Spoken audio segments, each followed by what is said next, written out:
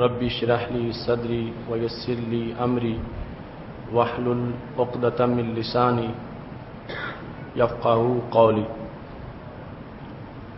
الحمد للہ وحدہ والصلاة والسلام علی من لا نبی بعدہ وعلی آلہ واصحابہ الذین اوفوا عہدہ.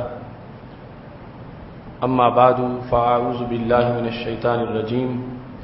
بسم اللہ الرحمن الرحیم. قل لا اقول لکم عندی خزائن اللہ ولا اعلم الغیب ولا اقول لکم انی ملک. صدق اللہ العظیم وصدق رسولہ النبی الکریم الامین. ان اللہ وملائکتہ یصلون علی النبی یا ایھا الذین آمنوا صلوا علیہ وسلموا تسلیما.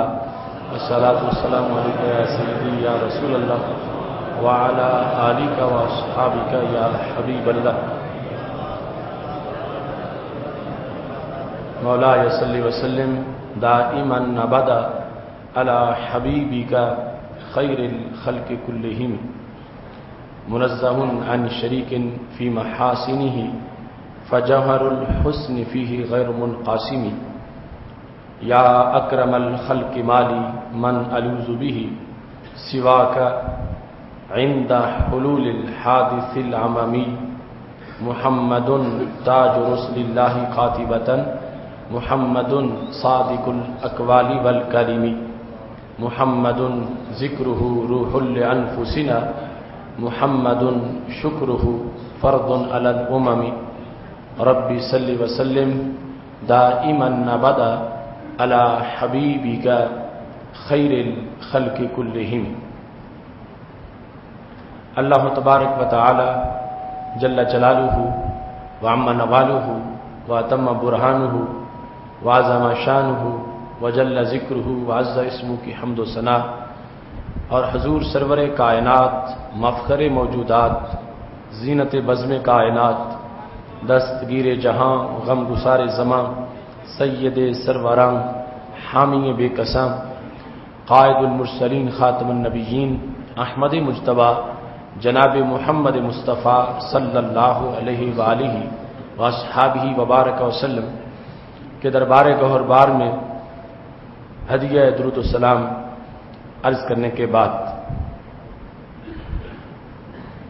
نہایت ہی معزز و محتشم حضرات و خواتین، رب ذوالجلال کا کروڑوں بار شکر ہے کہ اس نے ہمیں ماہ ربیع الاول شریف، ماہ رمضان شریف کی برکات سے بہرہ بر ہونے کا یہ موقع عطا فرمایا اور رمضان المبارک کا اشرائے نجات از نار جہنم رواں دواں ہے. میری دعا ہے رب ذوالجلال ہم سب کو نار جہنم سے آزاد عطا فرمائے اور خالق کائنات جل جلالہ سب کو فردوس کے بالا خانوں میں بلند مقام عطا فرمائے. آج ہمارے خطبہ جمعۃ المبارک کا موضوع ہے مفہوم قرآن بدلنے کی واردات قسط نمبر 13. میری دعا ہے خالق کائنات جل جلالہ ہم سب کو اسرار و رموز قرآن کا درک عطا فرمائے اور اسے آگے پہنچانے کی توفیق عطا فرمائے. ہمارا یہ موضوع بھی سال ہر سال سے آنے والا مسلسل موضوع ہے کہ جس میں قرآن مجید برہان رشید کی آیات کا مفہوم واضح کیا جاتا ہے. وہ آیات جن کو غلط نظریات والے لوگ غلط رنگ دے کر پیش کرتے ہیں. اس سلسلہ میں یقیناً بہت سے احباب ایسے ہیں جنہوں نے پہلے 12 کے 12 وہ موضوعات جو تقریباً 11 سالوں کا وہ موضوع ہے، ایک سال میں 2 ہوئے تھے، باقی سالانہ ایک موضوع ہوتا، اور اس لحاظ سے اب وہ 13ویں قسط ہے مفہوم قرآن بدلنے کی واردات کی، جن میں سے ایک جلد چھپ چکی ہے اور دور دراز تک اللہ کے فضل کے اس کے اثرات پہنچے ہیں، یہاں تک کہ مدرسین درس نظامی نے اس کتاب کو، ان خطابات کو آگے اپنے اپنے حلقوں میں اپنے انداز و اسلوب میں پیش کیا ہے. آج صبح فہم دین کورس میں ہاں ہاں رہے مدینہ ہے غافل ذرا تو جاگ، اے پاؤں رکھنے والے یہ جا چشم و سر کی ہے۔ یہ موضوع تقریباً 1.5 گھنٹہ آپ نے سماعت کیا، جس میں رسول اللہ صلی اللہ علیہ وسلم کے در پاک کی طرف سفر اور وہاں حاضری کا جو طریقہ ہے، امت مسلمہ کا مختلف صدیوں کا جو عمل ہے، اور قرآن و سنت میں جو اس کا شرعی حکم ہے اس کو بیان کیا گیا۔ اب رسول اللہ صلی اللہ علیہ وسلم سے مانگنا، سوال کرنا اور نبی اکرم صلی اللہ علیہ وسلم کا عطا فرمانا اور رسول اللہ صلی اللہ علیہ وسلم کے پاس خزانوں کا ہونا، یہ وہ امر ہے جس وقت ہمارے زیر بحث ہے۔ اس لحاظ سے قرآن مجید برہان رشید کی سورہ انعام کی آیت نمبر 50 کچھ لوگ اس نیت سے پڑھتے ہیں کہ ان کا مقصد ہے کہ رسول اللہ صلی اللہ علیہ وسلم کی شان اتنی بڑی نہیں جتنی لوگ مومن بیان کرتے ہیں، بلکہ وہ معاذ اللہ ایک بے اختیار، بے بس اور مجبور انسان تھا۔ اس سلسلہ میں لاہور میں ایک بدبخت نے وہ بورڈ چوک کے قریب پورا بورڈ آویزہ کیا اس آیت کو لکھ کر، اور پھر اس نے اور اس کے حواریوں نے اس سلسلہ میں آگے کئی غلط پراپوگنڈے کیے ہیں۔ ہمارے بہت سے شہروں میں اس طرح آیات کا استعمال کہ جس میں وہ اپنے تراشے ہوئے مفہوم کو سامنے رکھ کر آیت کے ذریعے سے اس کو آگے لوگوں میں فائر کرتے ہیں اور پہنچاتے ہیں، اور اس طرح ایک فتنہ پروری اور فرقہ واریت کا ماحول پیدا کیا گیا ہے۔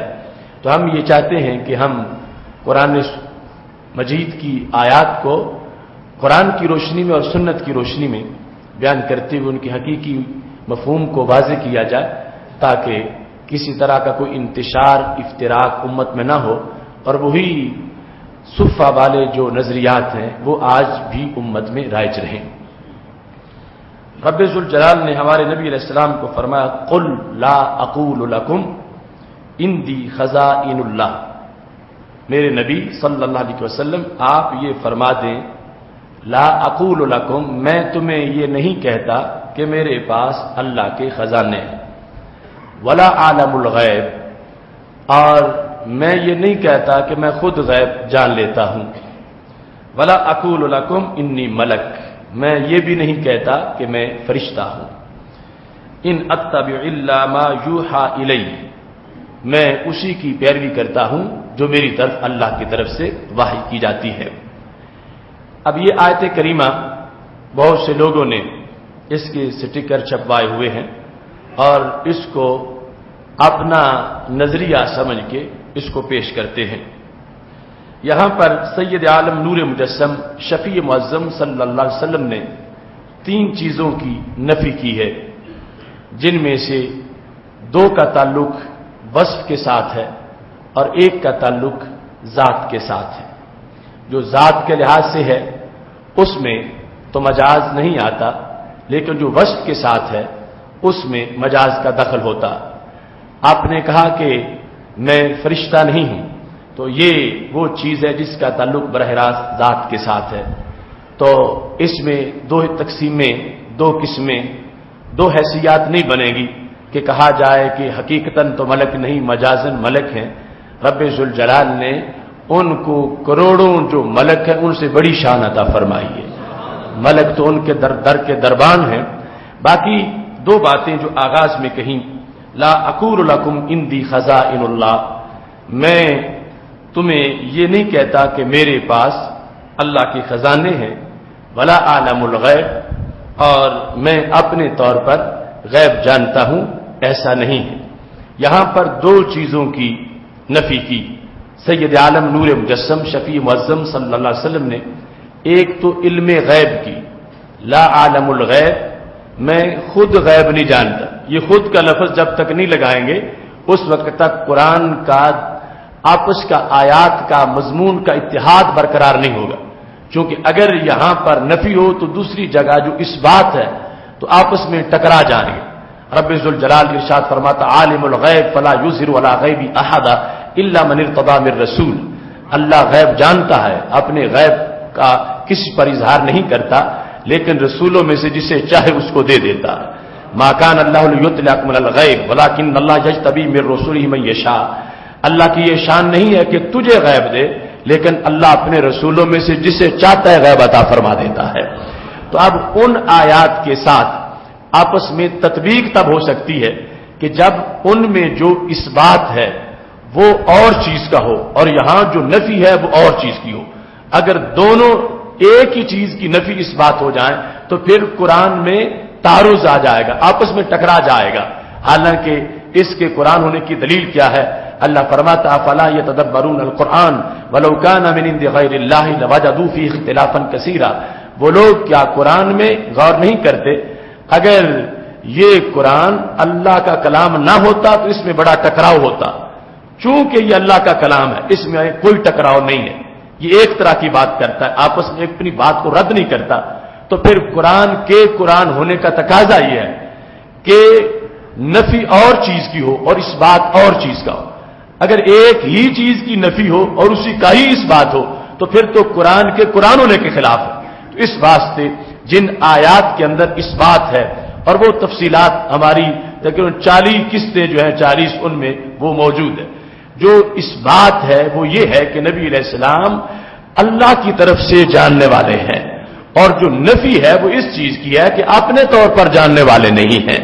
لہذا جو کہا ولا عالم الغیب، میں اپنے طور پر جاننے والا نہیں ہوں، اگر یہ خود جاننا اپنے طور پر یہ لفظ نہیں ہوں گے تو پھر ان آیات سے اس آیت کا تعارض آ جائے گا۔ تو تعارض سے تب بچ سکتے ہیں کہ جس وقت یہ مطلب سامنے رکھا جائے کہ وہاں جو اللہ کی طرف سے ان دو آیات میں ذکر کیا گیا تو وہ یہ ہے کہ رب مطلع کرتا ہے، رب اظہار کرتا ہے، رب دے دیتا ہے، اور یہاں جو کہا نہیں تو فرمایا میں اپنے طور پر نہیں جانتا، میں رب کے دینے سے جانتا ہوں۔ تو اس واسطے ان آیات کے اس اسلوب سے یہ بات معین ہوتی ہے کہ یہاں پر نفی اپنے طور پر جاننے کی ہے اور اللہ کی عطا کی نفی نہیں ہے۔ باقی اس کی تفصیل میں اس وقت میں نہیں جاؤں گا، چونکہ اس کی ہماری جو قسطیں ہیں وہ 40 سے زائد ہو چکی ہیں جس میں ہم نے اس مضمون کو بیان کیا ہے۔ اب یہاں پر خزائن اللہ کے مالک ہونا، جس طرح دوسرے مقام قل لا املک، تو اس میں بھی دو جہتیں ہیں، ایک ہے اپنے طور پر مالک ہونا اور اپنے طور پر خزائن والا ہونا، اور دوسرا ہے اللہ کی طرف سے دیا جانا۔ ان دو باتوں میں فرق ہے۔ نبی علیہ السلام نے یہ جملہ اس لیے بولا کہ تاکہ جو عیسائیوں کا نقطہ نظر تھا اس کا رد ہو جائے، یعنی انہوں نے حضرت عیسیٰ علیہ السلام کو مستقل بذات سمجھ لیا، انہوں نے حضرت عیسیٰ علیہ السلام کو اللہ کا بیٹا سمجھ لیا، انہوں نے حضرت عیسیٰ علیہ السلام کو رب کے مقابلے میں ایک اتھارٹی سمجھ لیا کہ اگر رب نہ بھی دے پھر بھی یہ ہمیں دیں گے، اگر رب روکے پھر بھی یہ ہمیں عطا کریں گے۔ تو میرے نبی علیہ السلام نے فرمایا کہ نہیں، میرے پاس کچھ نہیں، جو دیتا ہوں رب کا دیا ہوا دیتا ہوں۔ آپ نے اس بنیاد پر اللہ کے حکم کے مطابق اللہ نے فرمایا انہیں کہہ دو کہ کوئی وہ بگڑے ہوئے عقیدوں والے جو پہلے لوگ ہیں وہ ایسا عقیدہ تمہارے بارے میں نہ رکھے۔ جو اس وقت کی قوم ہے جن کو تم خطاب کر رہے ہو ان میں مشرکین بھی ہیں، ان میں یہود و نصارہ بھی ہیں، ان کو براہ راست اور بالواسطہ جو سننے والے مومنین ہیں ان کو بھی اپنے عقیدے کی وضاحت ہوتی رہے کہ یہ ہمارے محبوب حضرت محمد مصطفیٰ صلی اللہ علیہ وسلم جن کے روزانہ معجزات کا اظہار ہوتا ہے یہ بڑی شان والے ہیں، مگر پھر بھی رب کے بندے ہیں، یہ رب کے بیٹے نہیں ہیں، پھر بھی یہ رب کے محبوب ہیں، یہ کسی لحاظ سے معبود نہیں ہے۔ اس بنیاد پر کہ اپنے مستقل ہونے کی نفی ہو جائے کہ میں مستقل بذات نہیں ہوں، میری جتنی حیثیت ہے جو ہے جس سے دنیا حیران ہے یہ وہ ہے جو میرے مولا نے مجھے عطا فرمائی ہے۔ اس سلسلہ میں اگر یہ مفہوم اس کا نہ کیا جائے تو پھر قرآن مجید برہان رشید کے متعدد مقامات اور نبی علیہ الصلوۃ والسلام کی متعدد احادیث کی نفی ہو جاتی ہے۔ تو اس بنیاد پر وہی مفہوم واضح ترین مفہوم ہوگا کہ جس مفہوم کے لحاظ سے یہ صورتحال بندوں کو میسر ہے کہ جس میں قرآن کی دیگر آیات کا انکار بھی نہیں ہوگا اور نبی علیہ الصلوۃ والسلام کے فرامین کا انکار بھی نہیں ہوگا۔ قرآن مجید برہان رشید میں رب ذوالجلال نے چوتھے پارے میں یہ مسئلہ میراث کو بیان کرتے ہوئے ارشاد فرمایا ہے آباؤکم و ابناؤکم لا تدرون ایہم اقرب لکم نفعا. اللہ تعالیٰ ارشاد فرماتا ہے سورہ نساء کے اندر، یہ آیت نمبر 11 ہے، آباؤکم و ابناؤکم، تمہارے باپ اور تمہارے بیٹے، لا تدرون، تم نہیں جانتے، ایہم اقرب لکم نفعا، کہ ان میں سے تمہارے لیے زیادہ مفید کون ہے. تم یہ نہیں جانتے کہ ان میں سے تمہیں زیادہ نفع دینے والا کون ہے. کن میں سے؟ آبا میں سے اور اپنی اولاد میں سے. اب یہ نفع صرف دنیا کا نفع نہیں، یعنی نفع جس کی نفی کر کے کچھ لوگ جشن مناتے ہیں کہ چونکہ ہمارے نبی علیہ السلام نفع نہیں دے سکتے لہذا ہم کامیاب ہو گئے، ہماری فتح ہو گئی، چونکہ ہم نے آیت پڑھ دی کہ سرکار مالک نہیں ہے خزانوں کے، سرکار نفع نہیں دے سکتے. تو قرآن یہ بتا رہا ہے کہ تمہارے آبا بھی نفع دے سکتے ہیں، تمہاری اولاد بھی نفع دے سکتی ہے، لیکن ان میں سے تمہیں پتہ نہیں کہ کون زیادہ نفع دینے والا ہے. ہیں سارے نفع دینے والے، لیکن ان میں سے کچھ زیادہ نفع دینے والے. اور وہ نفع صرف دنیا کا نفع نہیں کہ دنیا میں ان میں سے کوئی گھر دے دے، کوئی کمرہ دے دے، کوئی لباس دے دے، کوئی کھانا دے دے. یہاں پر اس امت کی پہلی تفسیر جو تفسیر ابن جریر ہے اس میں یہ لکھا ہے کہ اس نفع سے بالخصوص آخرت کا نفع ہے، اس واسطے کہ کچھ وہ لوگ ہیں جن کو ان کے آبا کی سفارش سے جنت مل جائے گی، کچھ وہ ہیں جن کی اولاد کی سفارش سے جنت مل جائے گی. اب آبا بھی نفع دے رہے، اولاد بھی نفع دے رہی ہے، اور نفع وہ قرآن مجید میں موجود ہے. کسی کا باپ، کسی کا بیٹا، اس کی یہ حیثیت قرآن میں ہو، اور جن کا کلمہ پڑھ کے بندہ مومن بنا ہے، جن کے قدموں پر ہزاروں باپ قربان کیے جا سکتے ہیں، وہ اتنے مجبور ہو اور ان کی کوئی حیثیت نہ ہو، معاذ اللہ، ایسا نہیں ہو سکتا. نفی اس چیز کی ہے کہ فضل خدا کے بغیر کچھ نہیں ہوتا، فضل خدا ہوتا ہے تو محبوبوں سے سب کچھ ہو جاتا ہے. اس سلسلہ میں اس کی وضاحت کے لیے میں آپ کے سامنے صحیح بخاری شریف کی وہ حدیث شریف پیش کرتا ہوں جس میں ہمارے محبوب علیہ الصلوۃ والسلام نے اس امر کو واضح کیا ہے. یہ بخاری شریف کی جلد نمبر 1 ہے، جس کے اندر صفحہ نمبر 179 پر یہ حدیث شریف موجود ہے.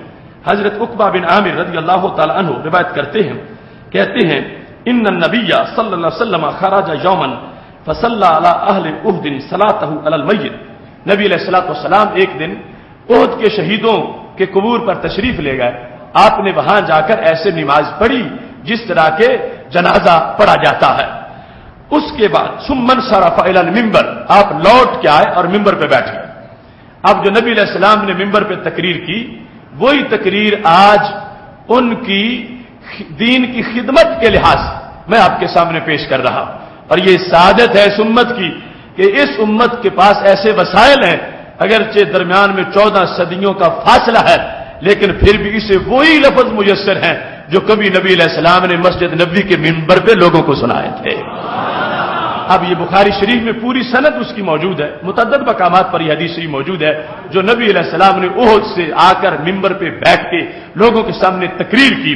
اور بخاری شریف میں سند صحیح سے وہ الفاظ ہیں، وہ الفاظ میں آپ کو اس لیے سنا رہا ہوں تاکہ دماغ بھی معطر ہو جائے، دین بھی معطر ہو جائے، ایمان کی کان اور روزے کی حالت کی مزید خوشبو بڑھ جائے کہ ہمارے نبی علیہ الصلوۃ والسلام سے ہمارا جو پیار ہے تو ہمیں آپ کے ہر نفس سے پیار ہے.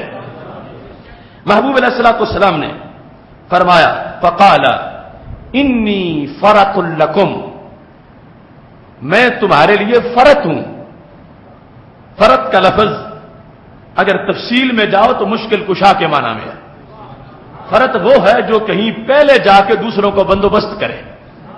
میں تمہارے لیے فرط ہوں، تم نے بعد میں آنا ہے، میں نے میدان محشر میں تمہارے لیے سب کچھ پہلے تیار کر رکھنا ہے. میں فرط ہوں. پھر وَأَنَا شَهِيدٌ عَلَيْكُمْ، اور یاد رکھنا میں تمہارا گواہ بھی ہوں.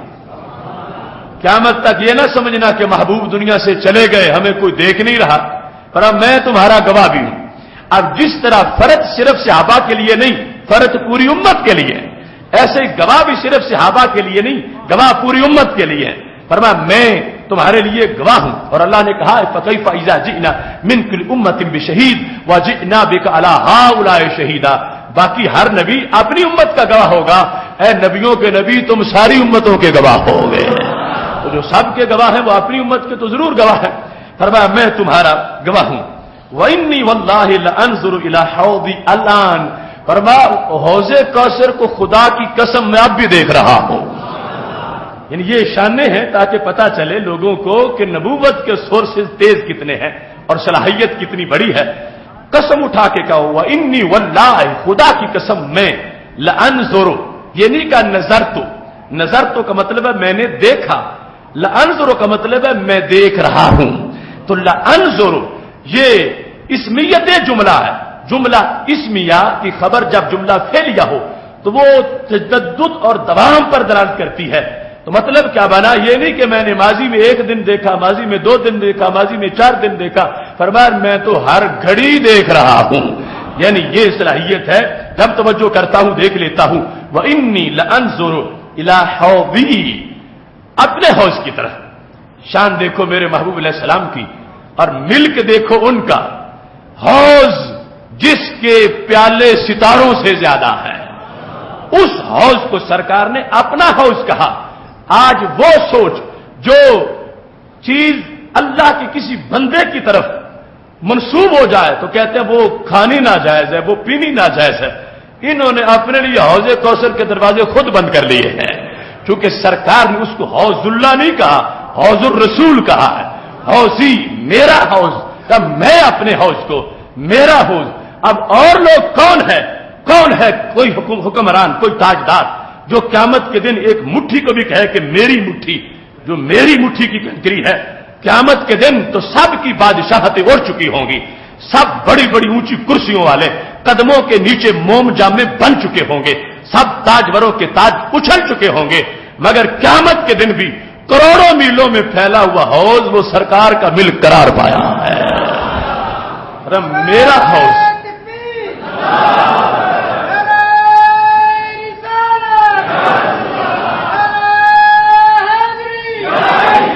اب میرا حوض، اب وہ حوض جو اربوں لوگوں کی پیاس کو بجھائے گا، وہ رب کا خزانہ نہیں تو اور کیا ہے. وہ حوض جس سے قیامت کے دن انشاءاللہ ہماری پیاس بجھے گی، سرکار اپنے جام سے سب کو پلائیں گے. وہ حوض ہم آج مان رہے ہیں کہ ہمارے نبی کا حوض ہے. تو وہ لوگ کتنے محرومی کی طرف جا رہے ہیں جو سرکار کے ملک کی نفی کر کے بغلے بجاتے ہیں، پوسٹر چھاپتے ہیں، سائن بورڈ لگاتے ہیں کہ خوش ہو جاؤ ہمارے نبی کے پاس کچھ نہیں. ان بدبختوں کو ہم بتانا چاہتے ہیں ہم خوش ہیں کہ ہمارے نبی کے پاس سب کچھ ہے، رب کا دیا ہوا. کہ میرے محبوب علیہ الصلوۃ والسلام نے فرمایا ملک میرا ہے تو میں آج ہی دیکھ رہا ہوں، دوسرے دیکھیں گے قیامت کے بعد. میں آج دیکھ رہا ہوں اپنے حوض کو، اور یہ وہ حوض ہے جس کا پانی صدیق بھی پیئیں گے، شہید بھی پیئیں گے، کتب غوث ولی بھی پیئیں گے، نبی رسل بھی پیئیں گے، اور لنگر ہے میرے نبی علیہ الصلوۃ والسلام کا. اس واسطے سرکار نے فرمایا تھا اللہ اجود جودا، اس کائنات میں سب سے بڑا لنگر خانہ رب ذوالجلال کا ہے. وَأَنَا أَجْوَدُ بنی آدم، پر رب کے بعد پوری انسانیت میں میرا پہلا نمبر ہے. بنی آدم میں سارے نبی بھی آ گئے، سارے رسول علیہ السلام بھی آ گئے، ان سب کے مقابلے میں میں زیادہ جود والا ہوں. اس کی ایک جھلک دیکھو حوض کے انداز میں. میرا حوض، میں اس حوض کو آج بھی دیکھ رہا ہوں. لہذا قرآن مجید کی جتنی آیات میں ہے لا عملے کو میں مالک نہیں ہوں، میرے پاس خزانے نہیں ہیں، تو اس کا مطلب یہ بنا میں اپنے طور پر مالک نہیں، میں رب کے بنانے سے مالک بنا ہوں. چونکہ دوسرے مقامات پر تو چونکہ وہ ایک قسط ہماری پوری ہو چکی ہے، اس میں الا ماشاء اللہ کے الفاظ موجود ہیں کہ جو رب چاہے میں اس کا مالک ہوں. تو اللہ سے استثناء کر کے خود اپنا ملک ثابت کیا. اور یہاں خزائن اللہ کی جو وضاحت ہے اس کی ابھی تمہید ہے، اگر آگے خود لفظ خزانہ بھی آئے گا، لیکن یہ اجمالاً میں حوض سے بھی اس کو بیان کر رہا ہوں کہ حوض جو میلوں تک ہے، حوض جو انسان سواری پہ بیٹھے کئی سالوں تک اس کے ایک کنارے سے دوسرے کنارے تک نہیں پہنچ سکتا، آسمان کے ستاروں سے جس کے پیالے زیادہ ہیں، وہ حوض میرے محبوب کا ملک ہے. میرا حوض، میرا حوض. اور یہاں تک کہ جو حدیث ہے نا رمضان شریف کے بارے میں، جس نے کسی روزے دار کو پانی پلایا، افطار کروائی، اس کو کیا ملے گا؟ فرمایا سقاہ اللہ من حوضی شربتن، اللہ اسے میرے حوض سے پانی پلائے گا. اللہ اسے میرے حوض سے، حوض کو پھر بھی اپنی طرف منسوب رکھا، حوض میرا ہے، پانی رب پلائے گا. اس کو اللہ میرے حوض سے پانی پلائے گا اور پھر کبھی اس کو پیاس نہیں لگے گی. تو یہ حوض میرے محبوب علیہ الصلوۃ والسلام کا، جس میں فرمایا میرا حوض میں اس کو اب بھی دیکھ رہا ہوں، تو اس سے پتا چلا کہ میری امت نے میرے دیکھنے کو اپنے دیکھنے سے جدا ماننا ہے۔ ان کی آنکھ دیوار کے پیچھے بھی نہیں دیکھتی، میری آنکھ 7 آسمانوں کے پار بھی دیکھ رہی ہے، کیونکہ جنت تو 7 آسمانوں کے پار ہے۔ میں اپنے حوض کو اس وقت بھی دیکھ رہا ہوں۔ اور اس کے بعد وہ جو ہمارا اب موضوع ہے خزانوں والا، فرما وَإِنِّي أُوتِيتُ مَفَاتِيحَ خَزَائِنِ الْأَرْضِ، مجھے زمین کے سارے خزانوں کی چابیاں دے دی گئی ہے۔ انی اوتیتو، یہ بخاری شریف کے الفاظ میں تمہارے سامنے جو پڑھ رہا ہوں، انی اوتیتو مفاتیح خزائن الارض، خزائن جمع ہے خزینہ کی، خزائن الارض، مجھے زمین کے خزانوں کی چابیاں دے دی گئی ہیں۔ تو جس کی چابیاں ہوتی ہیں خزانے تو اسی کے ہوتے ہیں، مجھے دے دی گئی ہیں، مجھے عطا کر دی گئی ہیں۔ لفظ کتنے خوبصورت ہیں جن میں پورا عقیدہ اہل سنت ہے۔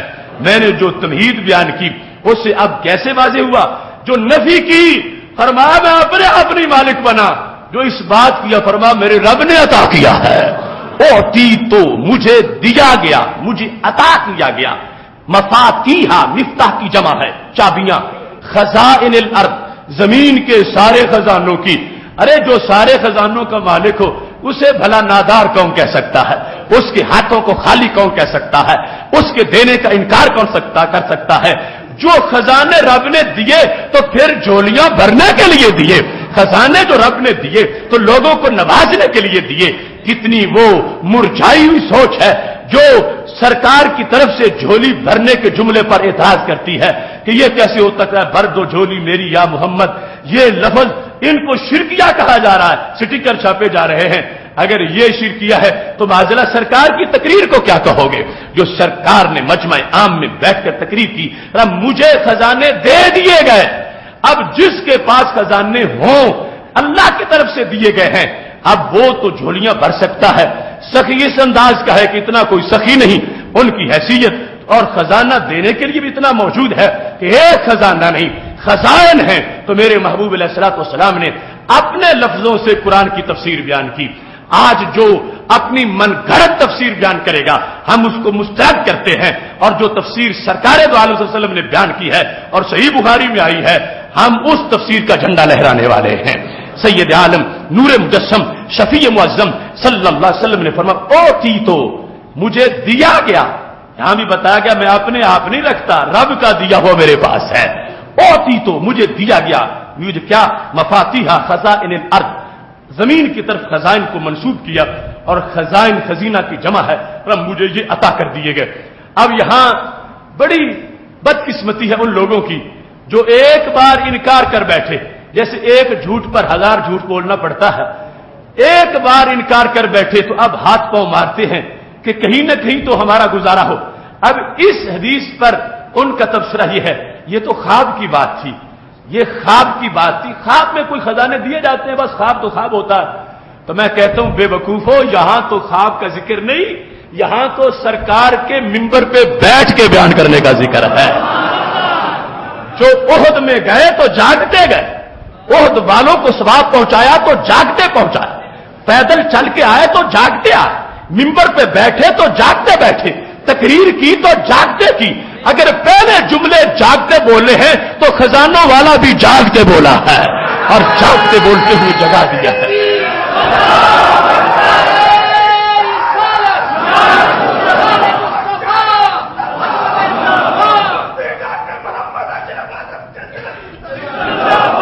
اعطیت مفاتیح خزائن الارض، مجھے زمین کے خزانوں کی چابیاں دے دی گئیں، اور دوسری طرف مفاتیح الارض، مجھے زمین کی چابیاں دے دی گئیں۔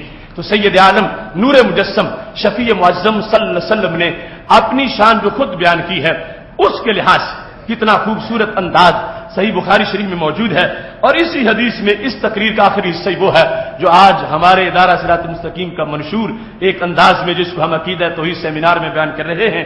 سرکار نے فرمایا واللہ ما اخاف علیکم ان تشرکوا بعدی خدا کی قسم ہے مجھے میرے بعد تمہارے مشرک ہونے کا کوئی خطرہ نہیں ہے، ولاکنی اخاف علیکم ان تنافسوا فیھا، مجھے تمہارے دنیا میں ڈوب جانے کا خطرہ ہے کہ دنیا کی محبت آ سکتی ہے، مگر تمہارے مشرک ہونے کا مجھے کوئی خطرہ نہیں ہے۔ تو یہ بخاری شریف سے جو حدیث میں نے آپ کے سامنے پیش کی، مسلم شریف میں بھی ہو بہو یہ الفاظ موجود ہیں۔ یہ مسلم شریف جلد نمبر 2 کے اندر سید عالم نور مجسم شفیع معظم صلی اللہ علیہ وسلم کے یہ الفاظ، یہ 250 صفحہ ہے صحیح مسلم شریف کا، جلد نمبر 2۔ یہ ہمارا مذہب، یہ ہمارا مسلک، یہ شعروں پر مشتمل نہیں، یہ قصوں کہانیوں پر مشتمل نہیں، یہ تو حقائق بیانیوں پر مشتمل ہے۔ قرآن ہے، نبی علیہ السلام کا فرمان ہے، میرے محبوب علیہ السلام کا فرمان، کسی راوی میں کسی طرح کی کوئی کمزوری نہیں، اور حدیث کی سینکڑوں کتابوں میں یہ موجود ہے۔ محبوب علیہ السلام نے یہاں پر بھی عقبہ بن عامر کہتے ہیں صلی رسول اللہ صلی اللہ علیہ وسلم علی قتل احد، نبی علیہ السلام نے احد کے شہیدوں کی نماز پڑھی، ثم صعد المنبر، پھر منبر پہ جلوہ گر ہوئے، کل مودع للاحیاء والاموات، جس طرح کے رخصت ہونے والا انداز ہوتا ہے کہ میں جا رہا ہوں دنیا سے، اب تمہیں یہ بتا کے جا رہا ہوں، اس طرح کا انداز تھا احیاء اور اموات کے لیے۔ تو نبی علیہ السلام نے فرمایا انی فراتکم علی الحوض، میں حوض پر تم سے پہلے پہنچوں گا، تمہارے لیے پانی کا بندوبست ہوگا، تم بعد میں آؤ گے، تمہارے لیے پانی وہاں پر اہتمام پہلے ہوں گے۔ اور پھر یہاں پر نبی علیہ السلام نے فرمایا لست علیکم اخشى ان تشرکوا بعدی ولکنی اخشى علیکم الدنیا، مجھے تمہارے مشرک ہونے کا کوئی خطرہ نہیں، مجھے دنیا کا خطرہ ہے، ان تتنافسوا فیھا، کہ تم اس دنیا کے اندر جو ہے وہ گم ہو سکتے ہو۔ اور یہاں پر محبوب علیہ السلام نے فرمایا واللہ لانظر الی حوضی الان، خدا کی قسم میں اپنے حوض کی طرف اب بھی دیکھ رہا ہوں، وانی قد اوتیت مفاتیح خزائن الارض، مجھے یقیناً زمین کے خزانوں کی چابیاں دے دی گئی ہیں۔ قد بھی یہاں پر استعمال کیا مسلم شریف میں، قد بالتحقیق مجھے زمین کے خزانوں کی چابیاں دی ہیں رب ذوالجلال نے۔ لہذا یہ مفہوم ہے آیت کا، اور ہر غلام اپنے آقا کے بارے میں قدرتی بات ہے، ہر غلام اپنے آقا کے اختیار سنے تو خوش ہوتا ہے کہ ان کے پاس بڑا کچھ ہے رب کا دیا ہوا، وہ بہت بڑی جاگیر کے مالک ہے، ان کے پاس بہت کچھ ہے۔ یہ کیسے بدبخت لوگ ہیں کہ جو اپنے آپ کو سرکار کا امتی کہہ کے سرکار کو نادار ثابت کرتے ہیں کہ ان کے پاس کچھ نہیں، وہ کچھ دے نہیں سکتے، وہ کچھ کر نہیں سکتے، ان کی رب کچھ مانتا نہیں ہے۔ رب ذوالجلال نے خزانے دی ہیں میرے محبوب علیہ السلام کو، اور ان خزانوں کے لحاظ سے امت ہر دور میں یہ تقاضا، یہ انداز اور یہ عقیدہ رکھتی رہی ہے کہ رب ذوالجلال نے انہیں نوازا ہے، اور ان کی آگے عادت یہ ہے کہ وہ اس انداز میں نوازتے ہیں کہ جسے دے دیتے ہیں اسے پھر کوئی کمی باقی نہیں رہتی۔ محتشم سامعین حضرات، اب اسی مضمون کو مزید آگے بیان کرنے کے لیے یہ حدیث شریف جو مشکات شریف میں موجود ہے، اس کی تفسیر حضرت شیخ عبدالحق محدث دہلوی نے اشیاۃ اللمات میں کی ہے۔ یہ اس کی جلد نمبر 1 ہے، صفحہ نمبر 396 ہے۔ حضرت ربیعہ رضی اللہ تعالی عنہ ہمارے نبی علیہ الصلوۃ والسلام کے خادم ہیں، کہتا کنت ابیت مع رسول اللہ صلی اللہ علیہ وسلم، میں رات سرکار کے ساتھ گزارتا تھا۔ کیا شان ہے حضرت ربیعہ کی کہ دنیا جن کی ایک جھلک کے لیے تڑپ رہی ہے، یہ پوری راتیں ہی ان کے پاس گزارتے ہیں۔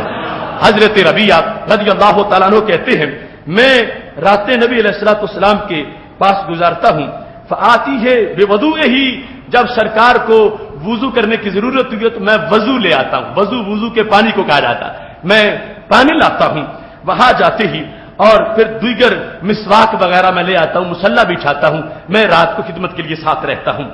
اب ایک رات دریائے رحمت جوش میں آیا تو میرے نبی علیہ السلام نے، حضرت ربیعہ کہتے ہیں فقال علی سل، کہا مانگ جو چاہو مانگتے ہو، سل سوال کے لیے کہا مانگ لو، کہتے ہیں میں نے کہا اسألک، میں آپ سے مانگتا ہوں، آپ سے مانگتا ہوں۔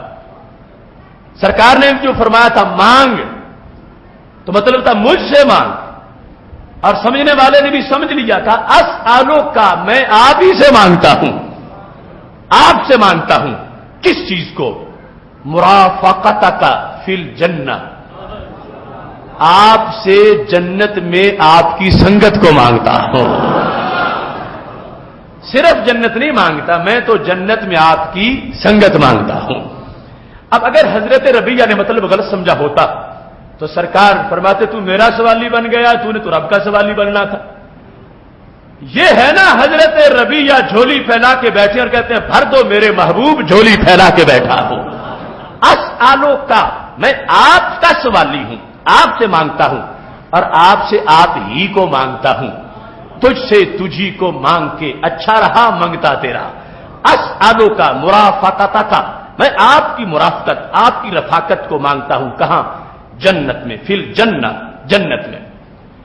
نبی علیہ الصلوۃ والسلام نے جب یہ سنا تو کہا، آگے جواب میں یہ نہیں کہا کہ تم نے مجھ سے ڈائریکٹ مانگا، اس پر اعتراض کرتے، یا یہ فرماتے سید عالم نور مجسم شفیع معظم صلی اللہ علیہ وسلم اب کچھ دیر کے بعد تمہیں جواب دوں گا، سوچوں گا، رب سے رابطہ کروں گا، پھر تم نے تو بڑی چیز مانگ لی. فرما اوا غیر ذالک، اوا غیر ذالک، اس کے دو معنی. ایک یہ ہے کہ تم نے تو بہت بڑی چیز مانگی، کوئی اور مانگو. تو حضرت ربیہ نے کہا ہوا ذاکا، میں نے تو یہی مانگنی. یہ پہلا معنی. اوا غیر ذالک، کوئی اور چیز تم نے بڑی چیز مانگی، اس سے کوئی چھوٹی مانگو. تو انہوں نے کہا محبوب آپ نے تو خود ہی فرمایا کہ جو چاہو مانگو، ہوا ذاکا، میں نے تو یہی مانگنی ہے. اب ایک معنی یہ ہے. دوسرا، نبی علیہ الصلوۃ والسلام نے جنت مانگی ہے، کچھ اور بھی مانگو. اوا غیر ذالک، کچھ اور بھی مانگو. تو کہیں ہوا ذاکا، محبوب تم مل گئے تو دولت کونین مل گئی. اٹھتے نہیں ہیں ہاتھ میرے اس دعا کے بعد.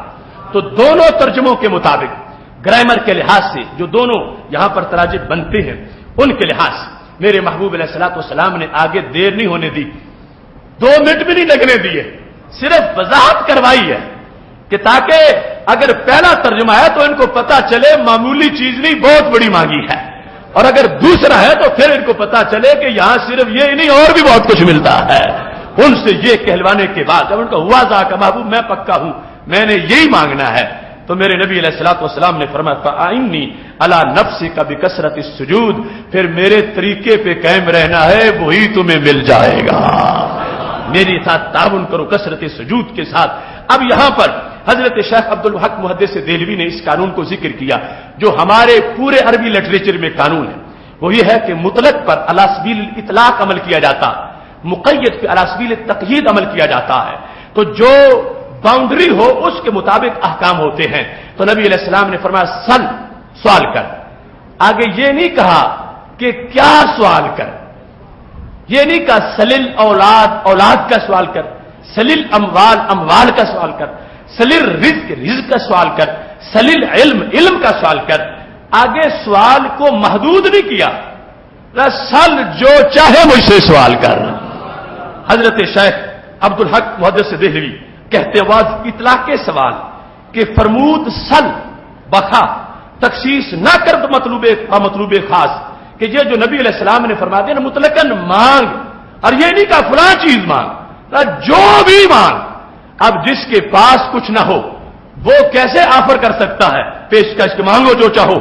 اتنا کرم کیسے ہو سکتا ہے؟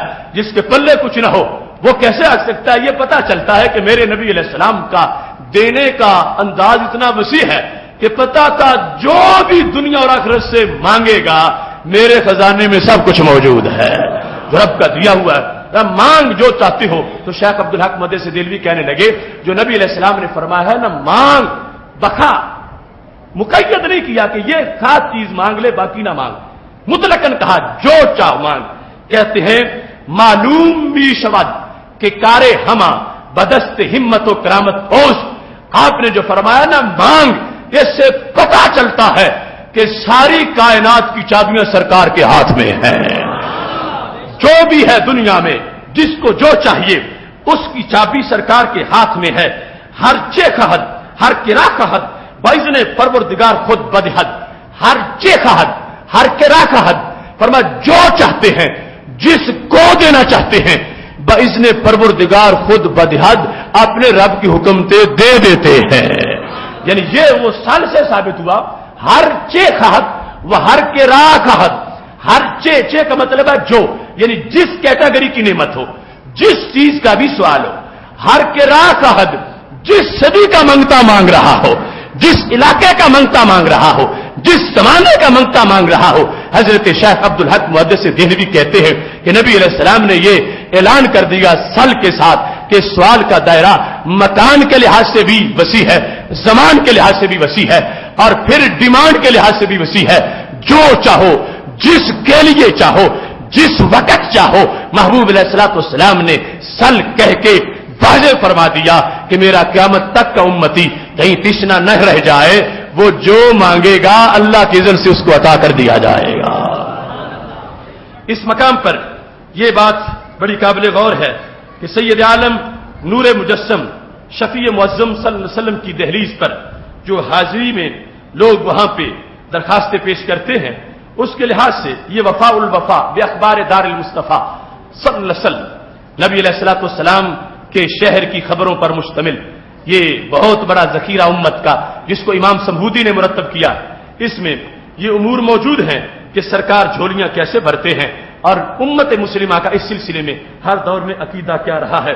یہاں پر انہوں نے یہ ہیڈنگ بنایا، سنت اہل المدینہ فی عوام الجدب، خشک سالی میں اہل مدینہ کا طریقہ کیا ہے؟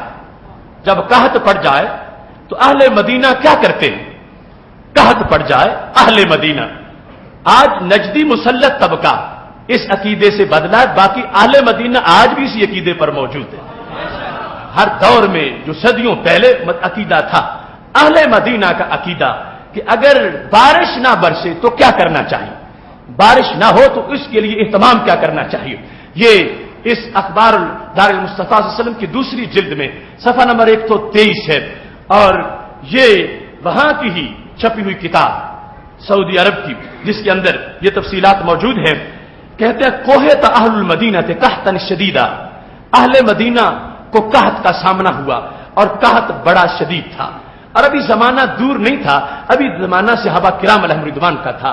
فشکوا الی عائشہ رضی اللہ تعالی عنہا، وہ حضرت عائشہ صدیقہ رضی اللہ تعالی عنہا کی خدمت میں حاضر ہو گئے، امی جان ابھی آپ زندہ ہو، سرکار دنیا سے تشریف لے گئے ہیں اور ہمیں قحط کا سامنا ہے، مشکل پڑ گئی ہے، اب ہماری مشکل حل کرو۔ اب یقیناً یہ سارے لوگ صحابی ہیں جو ان کے پاس گئے ہیں اور انہیں پتا کہ اللہ مشکل حل کرتا ہے۔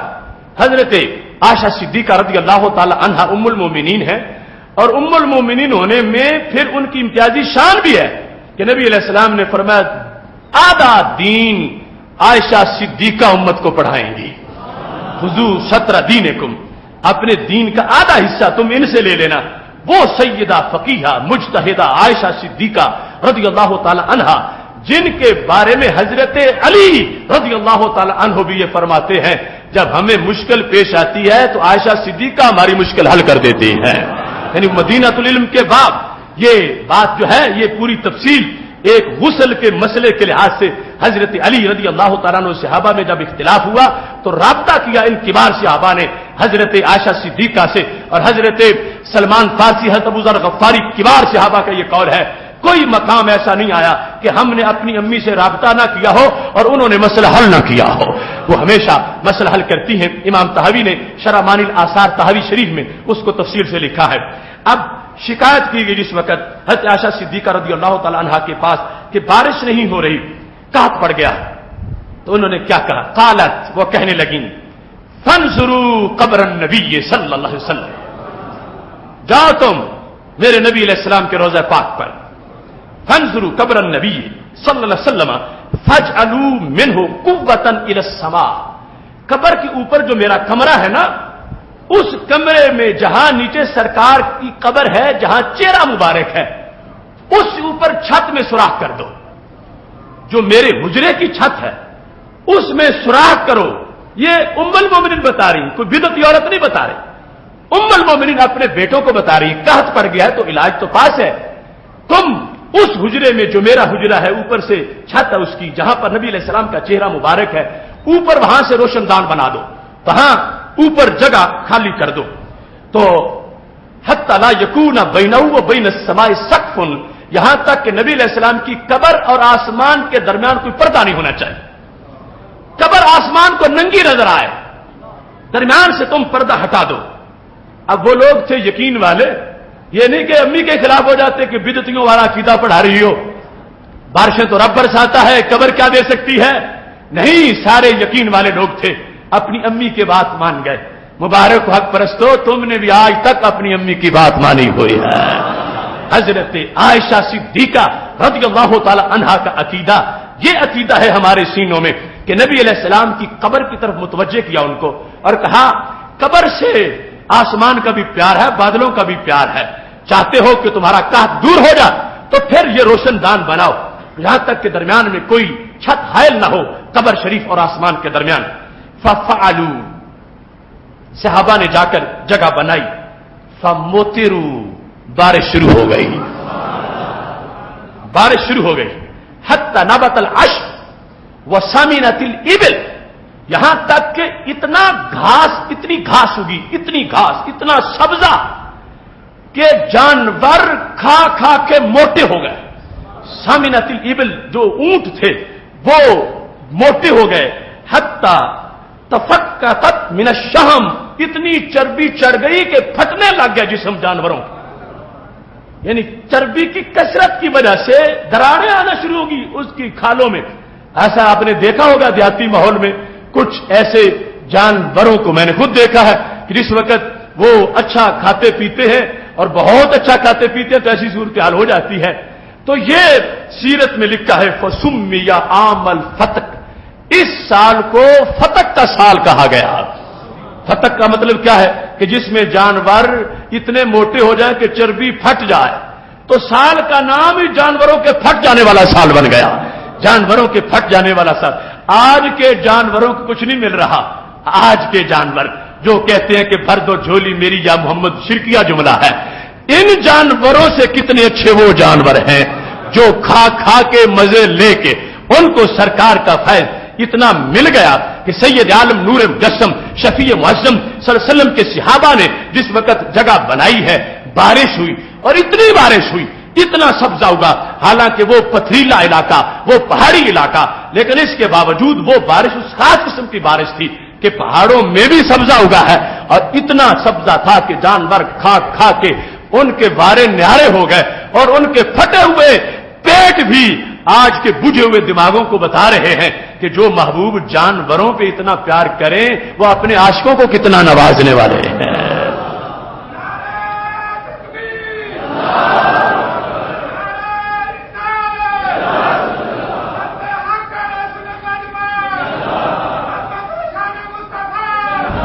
اب بتاؤ، حضرت عائشہ صدیقہ رضی اللہ تعالی عنہا کو یہ سورہ انعام کی آیت نہیں آتی تھی؟ لا اقول لکم عندی خزائن اللہ، کہ میرے پاس خزانے نہیں ہیں۔ کہہ سکتی تھی میرے بچوں رب کو یاد کرو، تمہارے نبی کے پاس تو کچھ نہیں ہے، تم کیوں میرے پاس آئے ہو؟ لیکن وہ کہتی ہیں تمہارے نبی کے پاس بہت کچھ ہے، وہ خود تو خود رہ گئے، ان کی قبر شریف پر بھی رحمتوں کا نزول ہوتا ہے، ان کی قبر شریف سے بھی بادلوں کا بڑا پیار ہے، ان کی قبر شریف جو ہے اس کا یہ انداز ہے کہ جہاں پر رب ذوالجلال کی طرف سے اتنا برکتوں کا نزول ہوتا ہے۔ تو اس کے بعد وہ جگہ پکا روشن دان بنا دیا گیا۔ انہوں نے سنت اہل المدینہ اس لیے لکھا، حضرت عائشہ صدیقہ کے وصال کے بعد جس صدی میں بھی قحط پڑا ہے انہوں نے وہ روشن دان کھولا ہے، بارش شروع ہو گئی ہے۔ یہ انداز تھا سید عالم نور مجسم شفیع معظم صلی اللہ علیہ وسلم کی محبت میں، وہ طریقہ محبت کا ان پہلی صدیوں کے اندر بھی۔ یعنی آج کوئی یہ کہے کہ اس وقت کے مسلمانوں نے ایسا طریقہ اختیار کیا، نہیں، یہ تو شروع سے ایسی محبت ہے کہ سید عالم نور مجسم شفیع معظم صلی اللہ علیہ وسلم کا یہ فیض ہے۔ قال زین الدین مراغی وعلم ان فتح القوہ عند الجبد سنت اہل المدینہ، کہنے لگے یہ روشن دان کھولنا یہ اہل مدینہ کی سنت ہے، اہل مدینہ کا طریقہ ہے، حتی الان اب تک یہ ایسا ہوتا ہے، یہ ہو رہا ہے۔ یعنی مصنف نے جن کا حوالہ دیا ان کی صدیوں تک ایسا ہوتا رہا ہے۔ یفتحون قوۃ فی سفل قبۃ الحجرۃ، وہ حجرے کا جو قبہ ہے اس کے نیچے سے وہ دروازہ وہ روشن دان کھولتے ہیں، کھولتے جاتے ہیں تو رب ذوالجلال کی طرف سے بارشوں کا نزول ہو جاتا ہے۔ یہاں پر ان امور کو بیان کرتے ہوئے وفا الوفا کی جلد نمبر 4 میں محبوب علیہ الصلوۃ والسلام کی دہلیز پر حاضر ہونے والوں کی جو جھولیاں بھرتی ہیں ان کا بطور خاص ذکر کیا گیا، جس میں امام ابو بکر بن مقری اور امام طبرانی، جن کے ہم حدیث کے حوالے پیش کرتے ہیں، امام مقری کہتے ہیں میں اور طبرانی اور ابو شیخ ہم حرم رسول اللہ علیہ السلام میں بیٹھے، یہ نبی علیہ الصلوۃ والسلام کی مسجد میں مدینہ شریف میں ہم بیٹھے ہوئے تھے، وَكُنَّ عَلَى حَالَةٍ، اور ہم عجیب و غریب حالت میں تھے، پردیس میں تھے اور کوئی ہماری میزبانی کے لیے نہیں تھا، اثر فینا الجوع، بھوک نے نڈھال کر دیا، وواصلنا ذلك اليوم، اور یہ پورا دن بھوک میں ہمارا گزر رہا تھا، فلما كان وقت العشاء، جب عشاء کا وقت آ گیا، حضرت قبر النبی صلی اللہ علیہ وسلم، میں نبی علیہ السلام کی قبر شریف کے پاس چلا گیا۔ یہ ان پہلی صدیوں کے مسلمان کہتے ہیں میں وہاں چلا گیا، فقلت، تو میں نے کہا یا رسول اللہ صلی اللہ علیہ وسلم الجوع، اے اللہ کے نبی بھوک، جس طرح بلا تمثیل بندہ ماں کو کہتا ہے امی پانی، یعنی آگے جملہ پورا نہیں کرتا، پانی سے صاحب مطلب آ جاتا ہے کہ پانی کی ضرورت ہے، مجھے پانی دے، یا رسول اللہ الجوع، یا رسول اللہ صلی اللہ علیہ وسلم بھوک، کہتے ہیں جب میں نے یہ لفظ بولے ون صرف، تو پھر یہ کہہ کے میں واپس آ گیا، میں نے کوئی زیادہ جھگڑا نہیں کیا، صرف میں نے ایک بار بھوک کہا، الجوع کہہ کے میں واپس آ گیا۔ تو قال علی ابو القاسم، تو ابو القاسم مجھے کہنے لگی اجلس فإما أن يكون الرزق أو الموت، بس دو ہی صورتیں، یا تو رزق آ جائے گا یا موت آ جائے گی، یعنی ایسی صورتحال بنی ہوئی تھی۔ قال ابو بکر مکری جو راوی ہے وہ کہتے ہیں کم تو آنا ابو شیخ و طبرانی، میں بھی اٹھا، ابو شیخ بھی اٹھے اور طبرانی بھی اٹھے، ہم انتظار کر رہے تھے کہ اب رحمتوں کا نزول کہاں سے ہوتا ہے۔ فحاضر بالباب الوی، حضرت علی کے خاندان کا انسان ایک آ گیا، ایک الوی آیا، فتحنا لہ، جہاں ہم جس جگہ پہ بیٹھے تھے، جس حجرے میں، اس نے دروازہ کھٹکھٹایا، ہم نے دروازہ کھولا، فیضن ماہو غلامان، اس کے ساتھ دو نوجوان، ما کل واحد زنبیل فیہ شیء کثیر، ہر ایک نے ٹوکرا اٹھایا ہوا تھا اور اس میں بہت زیادہ کھانے کی چیزیں موجود تھیں۔ کہتے ہیں ہم نے ہمارے سامنے انہوں نے رکھا تو ہم نے کھایا، تو ہم یہ سمجھ رہے تھے کہ یہ بچے جو بیٹھے ہیں، جو بچے گا وہ لے کے چلے جائیں گے، لیکن کیا ہوا، ظننا ان الباقی یاخذہ الغلام، جو بچے گا یہ نوجوان اٹھا کے لے جائے، فولى وترك عندنا الباقی، لیکن وہ بچے تو چلے گئے اور سب کچھ کہا یہ تمہارا ہی ہے۔ کہتے ہیں فلما فرغنا من الطعام، جب ہم کھا کے فارغ ہوئے، وہ الوی جنہوں نے آ کے دروازہ کھٹکھٹایا تھا وہ آ گئے اور کہا یا قوم اشکاتم الی رسول اللہ صلی اللہ علیہ وسلم، اے مدینہ شریف میں آنے والے میرے نبی کے مہمانوں، تم نے سرکار سے جا کے شکایت کی، تم نے نبی علیہ الصلوۃ والسلام سے جا کے کہا، اور فإنی رأیت رسول اللہ صلی اللہ علیہ وسلم فی المنام، میں اپنے گھر عشاء کے بعد سویا ہی تھا کہ سرکار خواب میں تشریف لے آئے، اور نبی علیہ الصلوۃ والسلام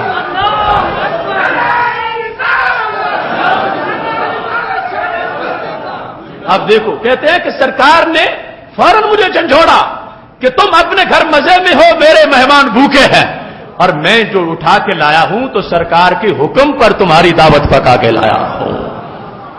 ایسے ہی ابن جلاد کا یہ قول ہے، کہتے ہیں کہ جس وقت میں مدینہ شریف میں داخل ہوا، بی ناقہ، میرے پاس اونٹنی تھی، فتقدمت الی القبر، میں نبی علیہ السلام کے روضہ پاک کے پاس گیا، قلت ضیفک، میں نے کہا محبوب تمہارا مہمان آ گیا ہے، ضیفک ضیوف الرسول، رسول اللہ صلی اللہ علیہ وسلم کے مہمان، اس بات سے قانون یہ بنتا ہے جو مکہ شریف میں جائے ان کو ضیوف اللہ کہا جائے، اور جو مدینہ شریف میں جائے ان کو ضیوف الرسول کہا جائے صلی اللہ علیہ وسلم، اللہ کے محبوب علیہ السلام کے مہمان۔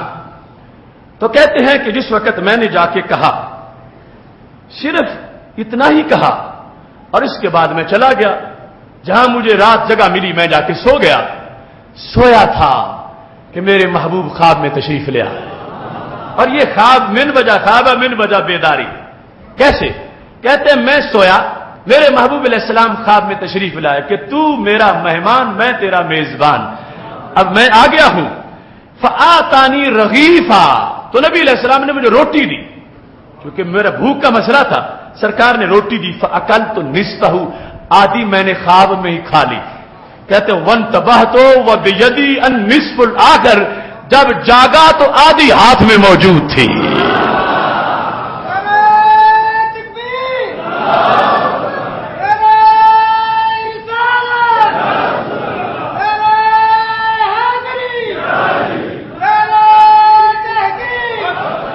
محتشم صاحب حضرت ابو الخیر اکتا کہتے ہیں دخلت مدینہ النبی صلی اللہ علیہ وسلم وانا بفاقہ فاقمت 5 ایام. کہتے ہیں میں مدینہ شریف میں گیا اور 5 دن میرا قیام رہا اور میں بھوکا تھا. ما ذقت ذواقا، میں نے کوئی چیز مجھے نہیں ملی، ایسے حالات تھے کہ جس کو میں کھا سکتا.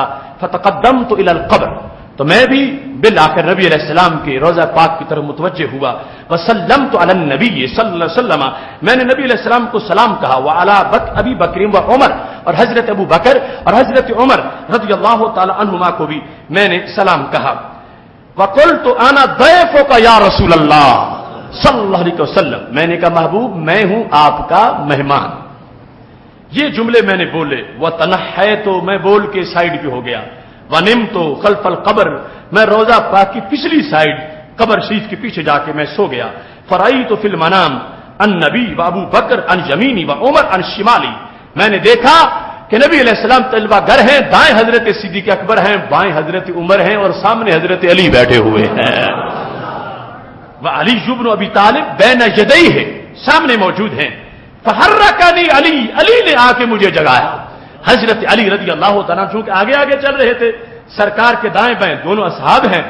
آ کر حضرت علی رضی اللہ تعالیٰ نے مجھے جنبش دی. کہا قم قد جاء رسول اللہ صلی اللہ علیہ وسلم، بیدار ہو جاؤ، نبی علیہ السلام تشریف لے آئے ہیں. حضرت ابو الخیر اکتا کہتے ہیں فقمت الیہ وقبلت بین عینیہ، ابھی خواب کا ہی مسئلہ ہے. کہتے ہیں میں نے اٹھا اور میں نے اٹھ کو سرکار کی دونوں آنکھوں کے درمیان بوسہ دیا. میں نے محبوب علیہ الصلوۃ والسلام کو جس وقت میں ملا فدافع علیہ رغیفا، سرکار نے مجھے روٹی عطا کی. فاکلت نصفہ، میں نے آدھی کھا لی. وانتبہت، میں جاگا. فاذن فی یدی نصف رغیف، آدھی روٹی میرے ہاتھ میں موجود تھی. یعنی یہ امت کی مختلف صدیوں میں وہاں پر جانے والے لوگوں کے ساتھ جو سرکار پیار کرتے ہیں، محبتیں بانٹتے ہیں، اس کا تذکرہ یہ ان لوگوں کے حوالے کے ساتھ وفاء الوفا کے اندر امام سمودی نے ذکر کیا ہے. اور بات مختصر کرتے ہوئے ابن عساکر نے اپنی تعریف میں لکھا ہے، ثابت بن احمد کہتے ہیں کہ میں مسجد نبی شریف میں بیٹھا تھا. آج بھی ایسے واقعات ہوتے ہیں اور آج بھی ایسے ہی ہوتا ہے. کہتے ہیں میں بیٹھا تھا تو ایک شخص نے آ کر اذان پڑھی. اس نے کہا الصلاۃ خیر من النوم، یہ فجر کی پھر اذان تھی. الصلاۃ خیر من النوم جب کہا فجاء خادم من خدم المسجد فلطمه، تو مسجد کے خدام میں سے ایک آیا، اس نے آ کے چپیڑ ماری مؤذن کو. یہ ثابت بن احمد کہتے ہیں میں دیکھ رہا تھا کہ مؤذن کو خادم نے، یعنی جن کو اختیار ملا ہوا اپنا غلط ناجائز فائدہ اٹھا رہے اس کو، مؤذن کو جو ایک عام پرائیویٹ آدمی تھا کہیں سے آیا ہوا تھا، اس کو آ کر خادم مسجد نے چپیڑ مار دی. فلطمه حين سمع ذلك فبكى الرجل، تو وہ چیخ پڑا آدمی جو اذان دے رہا تھا اور جملہ اس کی زبان سے نکلا یا رسول اللہ صلی اللہ علیہ وسلم فی حضرتک یفعل بهذا الفعل، آپ کے سامنے مجھے مارا جا رہا. محبوب آپ کے سامنے مجھے مارا جا رہا، دیکھ لو آپ کے سامنے مجھے مارا جا رہا ہے. کہتا ففلج الخادم، یہ لفظ نکلنے کی دیر تھی، اس مارنے والے کو فالج ہو گیا. جس نے اس مؤذن کو مارا تھا اس کو فالج ہو گیا.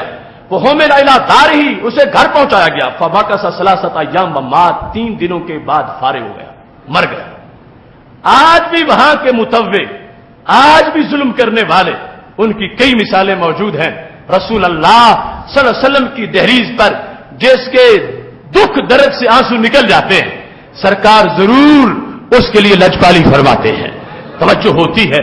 اور سارے امور آج بھی موجود ہیں. یہ موضوع، اس کا ایک خلاصہ میں نے آپ کے سامنے پیش کیا. اب آج اس موضوع کے لحاظ سے اور باقی امور کے لحاظ سے چند باتیں ابھی بیان کرنا باقی ہیں، مگر ایک ضروری بات آپ کے سامنے پیش کرنا ضروری ہے. آج کی اس موضوع کو اختتام کی طرف لے جاتے ہوئے اس بات کا اعلان کرنا چاہتا ہوں کہ ہمارا فہم دین کورس اللہ کے فضل سے بڑی آب و تاب کے ساتھ جاری ہے، اور اس وقت تک گوجرانوالا سے باہر بیرون ملک یعنی جو ویب سائٹ کے ذریعے سے لوگوں تک پیغام پہنچتا ہے، امریکہ تک، دنیا کے آخری کونے تک تقریباً 8-9 ہزار افراد ہمارے اس کورس میں ویب سائٹ کے ذریعے بھی شریک ہو چکے ہیں، اور جو براہ راست سنتے ہیں وہ تو اللہ کے فضل سے بہت بڑی تعداد ہے۔ اس لحاظ سے کل کا موضوع تابعین کا دینی جذبہ بڑا اچھوتا موضوع ہے۔ صحابہ کے تذکرے آپ سنتے رہتے ہیں، اور بعد میں جو اولیاء جو ہمارے زمانے کے قریب ہیں ان کے تذکرے بھی آپ سنتے رہتے ہیں۔ یہ درمیان میں جو ایک بہت بڑی عظیم جماعت ہے تابعین کی، ان کے حالات بالعموم بیان نہیں کیے جاتے، تو ان کی شخصیت و کردار کے لحاظ سے جو ہمارے لیے سبق موجود ہے اس پر مشتمل کل کا سبق ہے، جس میں عقائد بھی ان کے بیان ہوں گے، نظریات اور اعمال کا بیان بھی ہوگا۔ اور اتوار کے دن بہت ہی معرکۃ الآراء موضوع ہے، عقیدہ توحید سے متعلق غلط فہمیوں کا ازالہ۔ آپ یہ جانتے ہیں کہ رب ذوالجلال نے ادارہ صراط مستقیم کو یہ توفیق بخشی کہ ہم نے عقیدہ توحید کی وضاحت کرنے کے لیے اس ماحول میں اللہ کے فضل سے اس کی توفیق سے ایک جاندار کردار ادا کیا، اور عقیدہ توحید سیمینار کو سن کر سینکڑوں لوگوں نے کلمہ پڑھا، اور سینکڑوں لوگوں ہزاروں تک اس کا فیض پہنچا۔ انشاءاللہ آخری پروگرام جو ہو رہا ہے نا ہمارا، یہ آئندہ جمعرات کو 9 ستمبر کو، اس میں ہم کچھ آپ کے سامنے اس کے سیمپل بھی پیش کریں گے کہ جن لوگوں نے وہ عقیدہ توحید کی وجہ سے جنہیں نور ملا، وہ اوروں لوگوں کے لیڈر تھے، امام تھے، اور ہماری دعوت سن کے انہوں نے اہل سنت کا عقیدہ قبول کیا ہے۔